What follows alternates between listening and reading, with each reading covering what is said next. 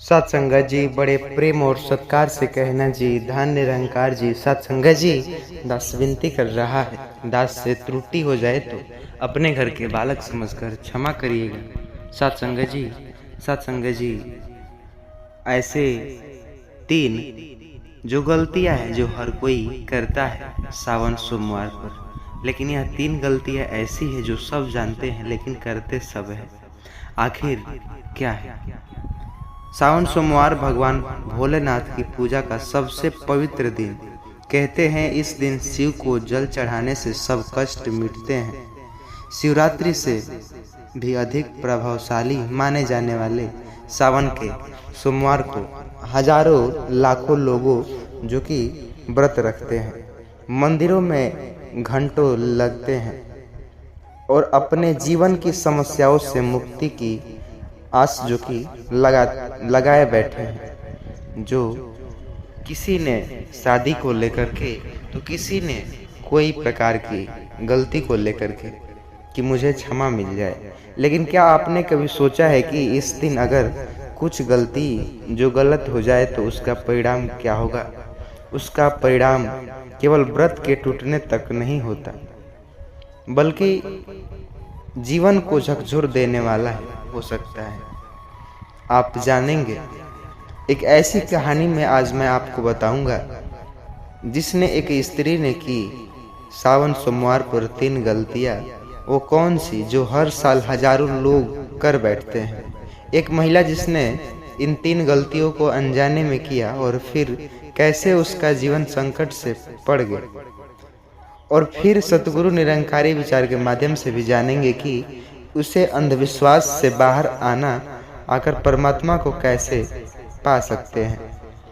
तो प्लीज़ इस वीडियो को पूरा देखिएगा। चैनल पर नए होंगे सब्सक्राइब करिएगा। यह कहानी एक चेतावनी नहीं, एक आत्मचिंतन की और प्रेरणादायक है। इस कहानी में बहुत ही अच्छे अच्छे विचार भी आपको सुनने को मिलेंगे सत्संगत जी, इसलिए वीडियो को लास्ट तक बने रहिएगा। आइए आपका कीमती समय बर्बाद न करते हुए कहानी की ओर आगे बढ़ते हैं। स्थान झारखंड के बहरगी, जो कि एक सच्ची घटना पर आधारित कहानी।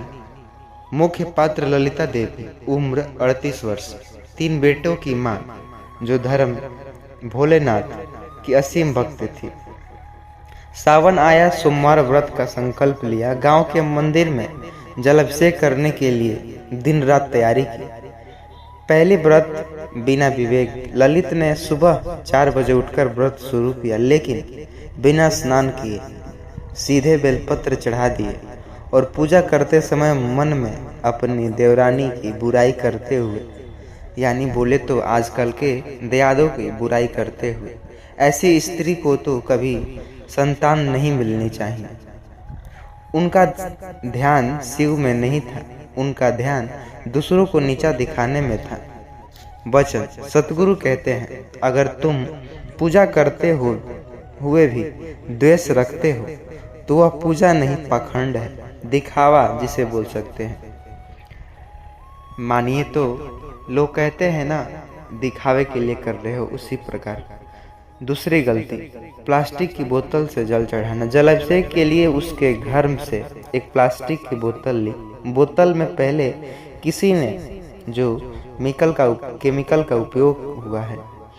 जल शुद्ध नहीं है, लेकिन अंधभक्ति में वह बोली, बस चढ़ाना है, भगवान तो सब कुछ स्वीकार करते हैं। उसने उस जल से शिवलिंग पर अभिषेक किया। उसी दिन शाम को घर लौटते हुए उसका बेटा जो को बाइक से गिर पड़ा, घुटनों की हड्डियां टूट गई। गांव में लोग कहने लगे, शिव जी नाराज है, पूजा में कोई अशुद्धता रह गई है, इसलिए। तीसरी गलतियां, दिन भर व्रत रखने के बाद ललिता ने शाम को पकौड़ी, अचार और चटनी के साथ भरपूर खाया। उसका मन प्रसन्न था, मैंने सच्चे दिल से व्रत किया है। लेकिन उसी रात उसे तेज बुखार हुआ। अगले दिन अस्पताल ले गया। डॉक्टर ने कहा, जो फूड पॉइजनिंग है, आप क्या खाकर आई थी?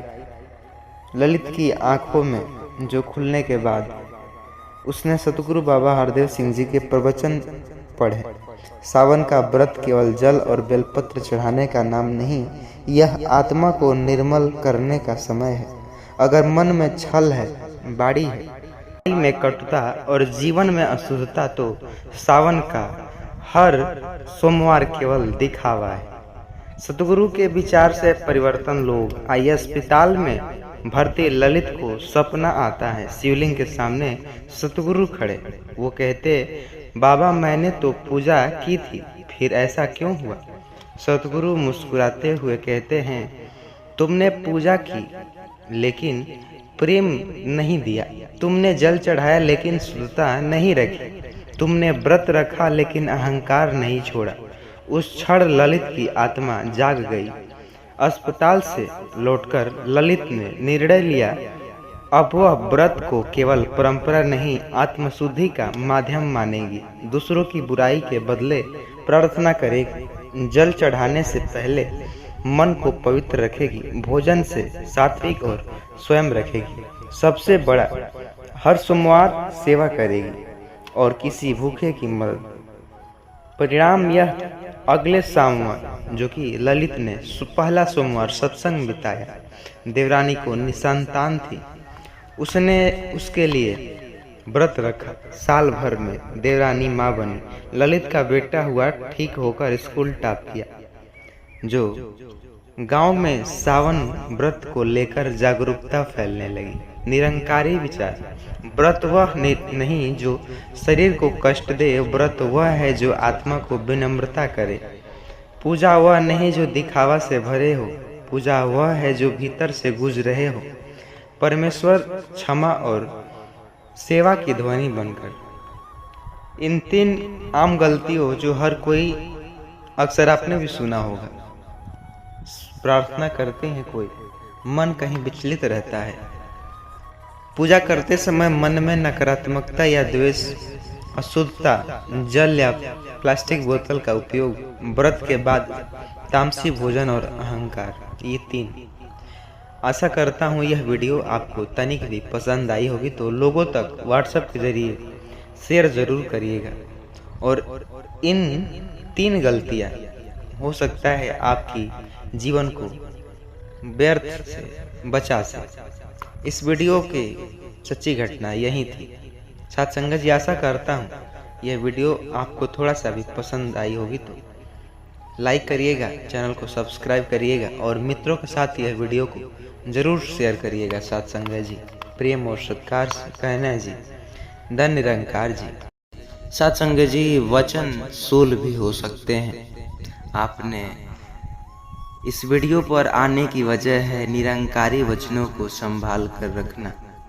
आखिर निरंकारी विचार वो कौन कौन से हैं जिन्हें हमें संभाल कर रखने चाहिए? ऐसे वचन भी हैं जिन्हें हम किसी के सामने खुलेआम दर्शा भी नहीं सकते, कहा जाए तो कह भी नहीं सकते।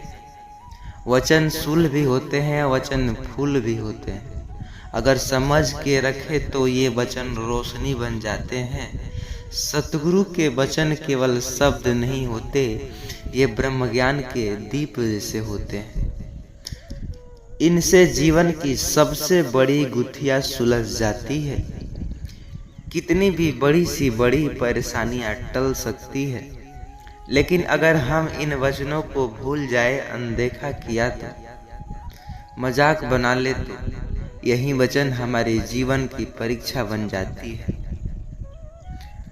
आज जानेंगे उनके साथ क्या होगा जो इन वचनों को भूल करके गलती से भी दूसरों के सामने बताया, संभाल के न रखा, वचन सुनते ही उसका मजाक बनाया, तो क्या होगा उनका। एक कथा के माध्यम से, सतगुरु निरंकारी विचार के माध्यम से सच्चाई को समझेंगे। सच्ची घटना पर आधारित सत्संग जी कहानी है, जरा गौर से सुनिएगा, पूरा देखिएगा अगर टाइम होगा तो, नहीं तो आधा अधूरा जो कि वचन सुनने से उनके ही बराबर है जो कि गलती करते हैं। वचन सुन करके गलती करते हैं, उनके ही बराबर है, क्योंकि आधा अधूरा ज्ञान जैसे माने तो अधजल गगरी छलकत जाए।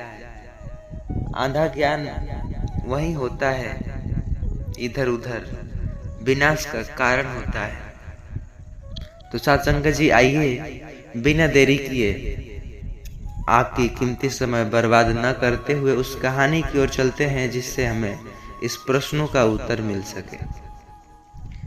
एक ऐसे वचन की शक्ति से रूबरू कराएगी यह कहानी जहां एक सामान्य गृहस्थ महिला एक छोटी सी फूल जो कि भूल करती है और उसका पूरा परिवार एक संकट से घिर जाता है, लेकिन फिर कैसे सतगुरु निरंकारी के वचनों से सही का स्मरण करते हैं, उसका जीवन चमत्कारी ढंग से बदल जाता है। यही इस कथा में, इस कहानी में सुनेंगे। यह एक सच्ची घटना जिसे सुनकर के आप चौंक जाएंगे। आपके जीवन के वचनों को संभाल कर रखने की कीमत भी आप जान पाएंगे। तो बिना देरी किए चैनल को सब्सक्राइब करिए, कहानी की ओर बढ़ते हैं। कहानी शुरू होता है वर्ष 2008। गांव की एक महिला कुसुम बुआ हर किसी के लिए प्रेरणा थी। उम्र 55 के आसपास, लेकिन उनका चेहरा हमेशा तेज से दमकता रहता। वह बचपन से ही सतगुरु निरंकारी मिशन से जुड़ी हुई थी। हर सत्संग में सबसे आगे बैठती, हर सेवा में उत्साहित भाग लेती। एक दिन सतगुरु बाबा के दर्शन के बाद उन्होंने एक खास वचन सुना। बाड़ी को स्वयमित करो और किसी की निंदा मत करो, क्योंकि जो तुम कहते हो वही लौट कर आता है। उन्होंने यह वचन सुन लिया, सिर झुका लिया, लेकिन कुछ ही दिन बाद गांव में सत्संग हुआ। कुसुम बुआ की सहेली साम्यादी ने मंच पर जाकर कुछ वचन कहे। सत्संग के बाद कुसुम ने अपने सहेलियों से कहा, क्या श्यामा दी को नहीं पता कि वचन कहने से पहले सोचकर समझकर कहने चाहिए।